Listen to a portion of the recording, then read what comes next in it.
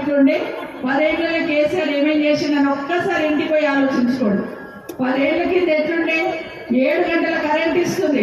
కేసీఆర్ వచ్చినప్పుడు 7 గంటల కరెంట్ ఇస్తుంది.